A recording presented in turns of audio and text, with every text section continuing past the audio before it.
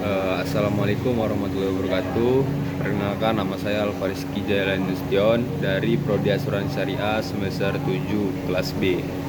Nah, jadi di sini saya akan menjelaskan perbedaan asuransi umum syariah dengan asuransi umum konvensional. Nah, yang pertama itu, asuransi umum syariah dan asuransi umum konvensional memiliki tujuan yang sama, yaitu memberikan perlindungan terhadap risiko kerugian. Namun keduanya berbeda dalam prinsip, sistem pengelolaan dana dan landasan hukumnya.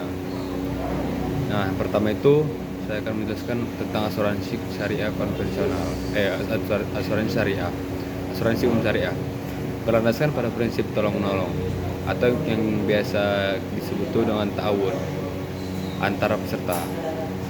Setiap peserta menyetorkan dana yang disebut dana tabarruk, yaitu dana hibah yang digunakan untuk membantu peserta lain yang mengalami musibah.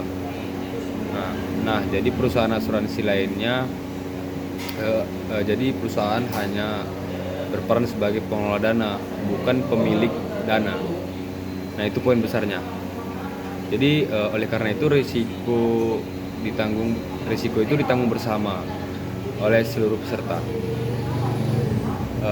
Setelah itu, dalam praktiknya asuransi syariah ini menggunakan akad tabarruk dan wakalah bil ujrah serta menghindari unsur riba, karena riba itu haram ya, biaya sangat diharamkan dalam agama.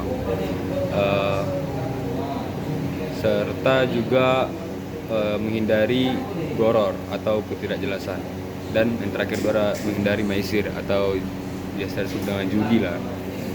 Nah, selain itu dana asuransi syariah ini selain itu dana asuransi syariah hanya diinvestasikan pada instrumen yang halal dan diawasi oleh Dewan Pengawas Syariah atau DPS ya.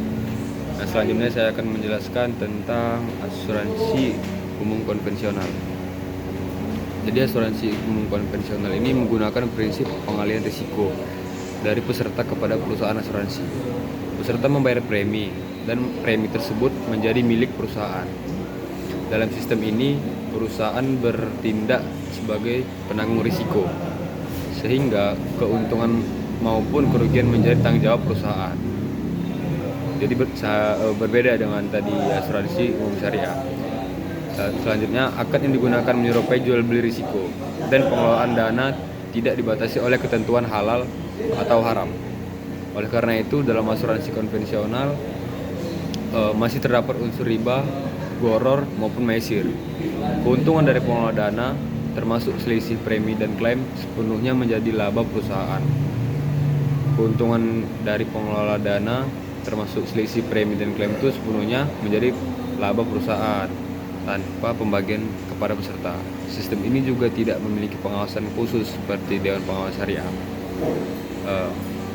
Selanjutnya, dengan demikian, perbedaan utama antara asuransi umum syariah dan konvensional terletak pada prinsip dasar kepemilikan dana, mekanisme pengelolaan risiko, serta tujuan pengelolaan dana.